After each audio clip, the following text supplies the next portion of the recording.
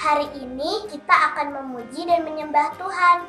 Tapi sebelum kita memuji Tuhan dan menyanyi, yuk kita sama-sama berdoa.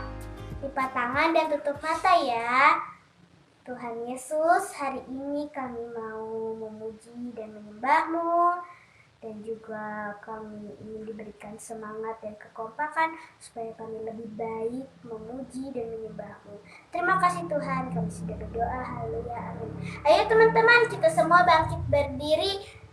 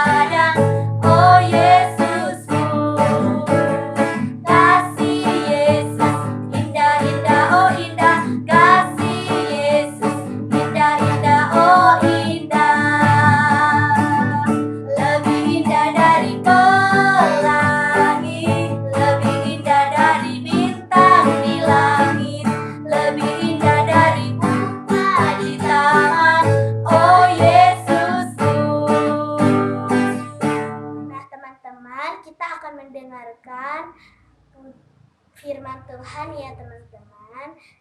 Nah, sebelum mendengarkan firman Tuhan, ayo kita mengangkat pujian bernama Kami Dengar Cerita.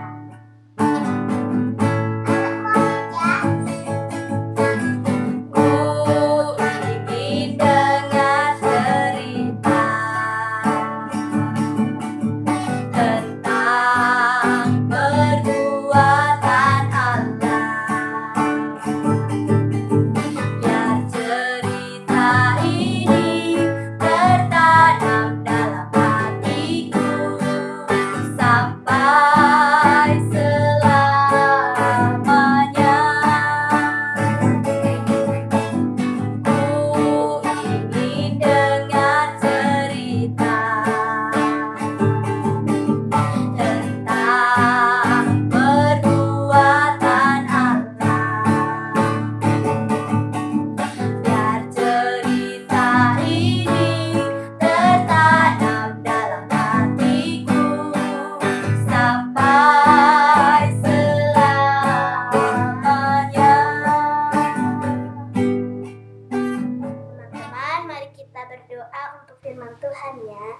Tuhan Yesus, hari ini kami mau mendengarkan firman Tuhan.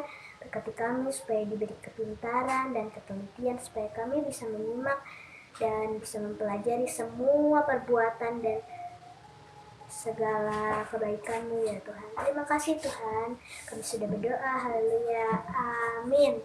Dadah. Puji Tuhan, adik-adik sekolah minggu Amazing Kids dimanapun adik-adik berada, yang khususnya ada di rumah ya, karena sebagian ada di gereja. Hari ini kita akan mendengarkan kebenaran firman Tuhan.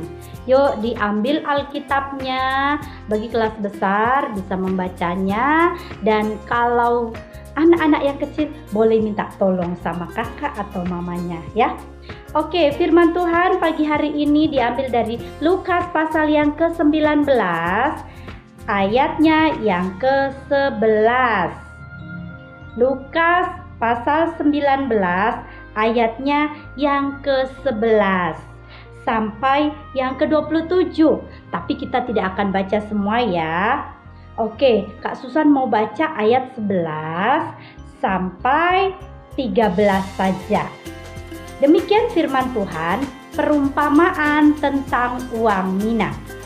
Untuk mereka yang mendengarkan dia di situ, Yesus melanjutkan perkataannya dengan suatu perumpamaan, sebab ia sudah dekat Yerusalem dan mereka menyangka bahwa kerajaan Allah akan segera kelihatan. Maka ia berkata, ada seorang bangsawan berangkat ke sebuah negeri yang jauh untuk dinobatkan menjadi raja di situ, dan setelah itu baru kembali. Ia memanggil 10 orang hambanya dan memberikan 10 mina kepada mereka. Katanya, pakailah ini untuk berdagang sampai aku datang kembali. Nah, adik-adik yang diberkati Tuhan, hari ini kita belajar tentang perumpamaan tentang uang mina. Nah, perumpamaan ini adalah sebuah kisah atau cerita yang dipakai oleh Tuhan Yesus untuk memberitakan firman Tuhan kepada orang-orang yang ada di tempat itu. Nah, kalau kita melihat di ayat-ayat sebelumnya, Tuhan Yesus datang ke tempat Sakeus ya, yaitu di daerah kota Yeriko. Nah, di situ Tuhan Yesus menyampaikan firman Tuhan dan dia bilang bahwa ada keselamatan di rumah Sakeus. Setelah itu, Tuhan Yesus melanjutkan perkataannya dengan sebuah perumpamaan, yaitu perumpamaan tentang uang mina. Nah, adik-adik perlu tahu bahwa mina adalah mata uang yang dipakai pada zaman itu ya. 1 mina itu sama dengan 100 dinar ya. Jadi sangat banyak ya adik-adik.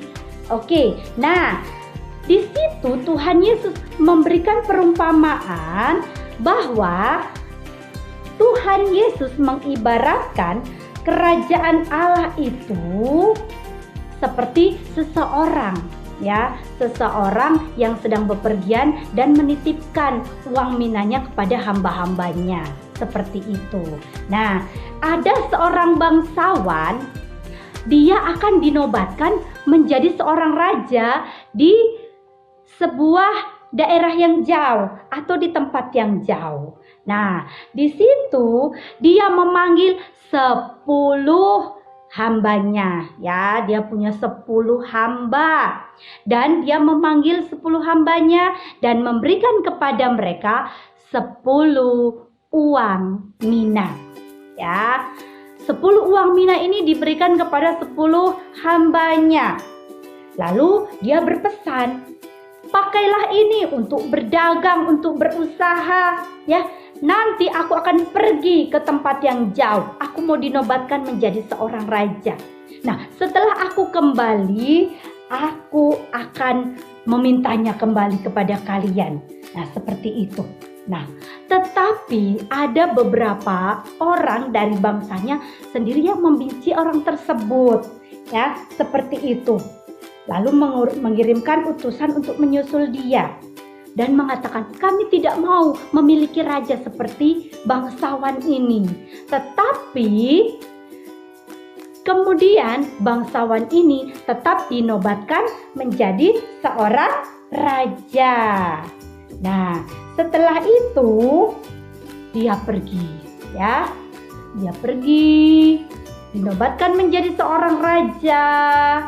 Dan setelah itu, sekian lamanya dia pergi, maka dia kembali ke daerahnya. Dan dia menemui hamba-hamba yang dia sudah kasih. Berapa tadi adik-adik? Iya, benar. 10 uang mina. Kemudian datanglah hamba yang pertama atau orang yang pertama. Nah, dia datang. Dan dia berkata kepada tuannya, Tuan, mina tuan yang satu itu telah menghasilkan 10 mina. Wah, hebat adik-adik. Hamba yang pertama kan dapatnya 1 mina. Ya enggak adik-adik? Kan bangsawan itu memberikan 10 uang mina kepada 10 hambanya. Berarti satu orang dapat 1 mina. Hamba yang pertama, dia menghasilkan 10 mina. Wow, hebat banget ya adik-adik. Ternyata uang yang dititipkan kepadanya, dia tidak sia-siakan. Dia mengusahakannya dengan baik, sehingga menghasilkan 10 uang mina. Dan apa yang dikatakan si bangsawan tadi, si raja tadi? Dikatakan, wah, baik sekali perbuatanmu itu, hambaku yang baik. Engkau telah setia dalam perkara yang kecil, maka engkau akan menerima kekuasaan 10 kerajaan, 10 kota aku akan berikan kepadamu. Wah, hebat banget adik-adik. Karena dia menerima 1 mina dan menghasilkan 10 mina, maka si tuannya menghadiahkan dia kekuasaan atas 10 kota.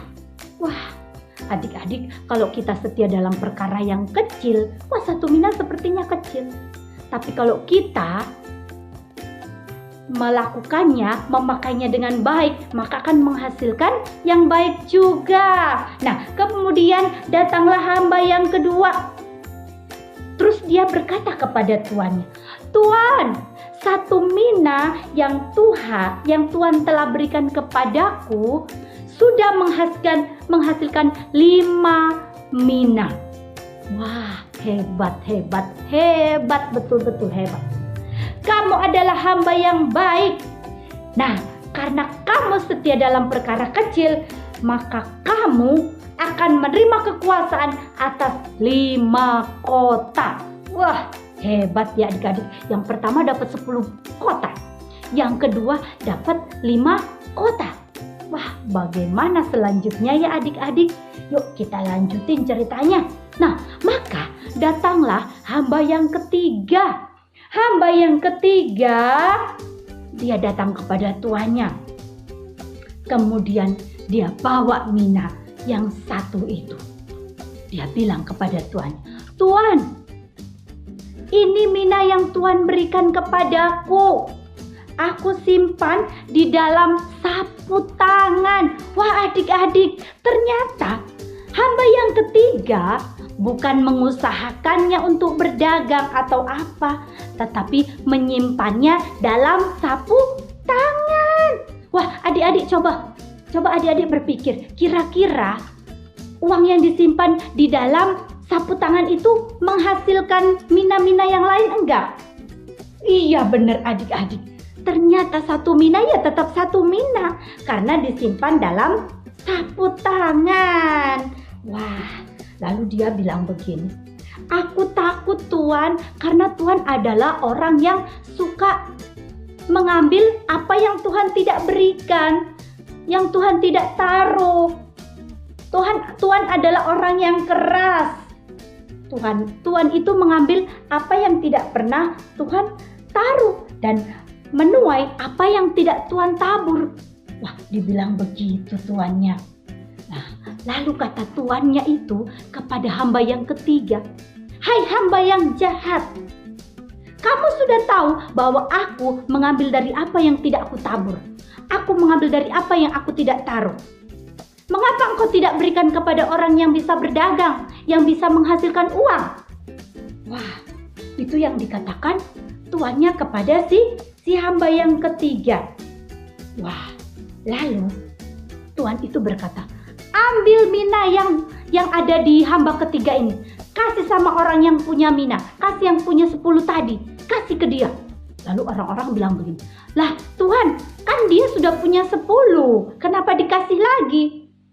Wah, apa yang dikatakan tuannya itu? Nah, tuannya berkata begini, "Aku berkata kepadamu, setiap orang yang mempunyai, kepadanya akan diberi. Tetapi siapa yang tidak mempunyai, daripadanya akan diambil. Juga apa yang ada padanya, semuanya akan diambil." Wah, itu yang dikatakan tuannya kepada orang-orang yang ada di situ. Lalu dia bilang begini, "Kepada hamba yang tidak menghasilkan ini dan juga kepada orang-orang yang tidak suka sama aku, ayo tangkap mereka, bunuh mereka." Wah, itu yang terjadi ketika orang yang diberikan kepercayaan tidak mengembangkannya, tidak mengusahakannya, tidak setia dalam perkara-perkara yang kecil. Nah, adik-adik sekolah minggu yang ada semuanya, yuk kita belajar dari kisah ini. Kalau Tuhan mempercayakan kita hal-hal yang kecil, tanggung jawab yang kecil, kita harus laksanakan dengan baik. Ya, mungkin guru-guru kalian di sekolah kasih kalian PR, mungkin sederhana. Ayo dikerjakan dengan penuh tanggung jawab. Karena segala sesuatunya akan menghasilkan hal-hal yang baik untuk kita. Seperti itu ya adik-adik. Nah, Tuhan Yesus mengajarkan firman Tuhan melalui perumpamaan supaya orang-orang bisa mengerti dengan baik, bisa mengerti dengan gampang. Nah, tentunya adik-adik juga berpikir, wah ini kayaknya susah banget pelajaran. Tapi kalau kalian diajar dengan menggunakan perumpamaan atau dengan cerita-cerita yang menarik, pasti adik-adik akan lebih mudah mengerti. Nah, itu yang dilakukan Tuhan Yesus. Tuhan Yesus mengajar orang-orang yang ada di situ menggunakan perumpamaan. Supaya apa? Supaya lebih mudah dimengerti. Nah, adik-adik, hari ini Kak Susan mau kasih kuis ya. Nah, kreativitasnya kalian menjawab kuis dari pertanyaan yang Kak Susan akan sampaikan ya. Adik-adik boleh catat, kemudian nanti divideokan jawabannya ya. Oke, jawab pertanyaan pertama atau kuis yang pertama. Nomor 1, siapa yang akan dinobatkan menjadi raja? Sekali lagi nomor 1 ya. Siapa yang akan dinobatkan menjadi raja? Nomor 2, berapa jumlah hamba yang dipanggil dan diberikan 10 mina? Nomor 3, apa yang diberikan bangsawan itu kepada hamba-hambanya? Nomor 4, berapa mina yang dihasilkan oleh hamba yang pertama? Nomor 5, apa yang dilakukan hamba ketiga terhadap mina tuannya? Nah, adik-adik dijawab, kemudian di video kirim ke Tante Lina atau ke Tante Nova. Puji Tuhan, demikianlah firman Tuhan pada saat pagi hari ini. Tuhan Yesus memberkati kita semua. Mari kita tutup dalam doa. Terima kasih Tuhan Yesus, pada saat pagi hari ini kami sudah mendengarkan firman Tuhan yang mengajarkan kepada anak-anak, kepada adik-adik semua untuk setia dalam perkara kecil dan boleh mengerti setiap firman Tuhan yang disampaikan. Terima kasih Tuhan, berkati anak-anak dan juga adik-adik sekolah minggu yang ada dimanapun mereka berada. Berkati dalam sekolah, dalam pelajaran, dalam keluarga, Tuhan memberkati. Dalam pekerjaan orang tua mereka juga diberkati oleh Tuhan. Biarlah Engkau tambah-tambahkan iman percaya mereka, semakin hari semakin setia mengiring akan Engkau. Terima kasih Tuhan Yesus. Kami sudah berdoa mengucap syukur dalam nama Tuhan Yesus Kristus. Haleluya. Amin. Tuhan Yesus memberkati kita semua. Bye.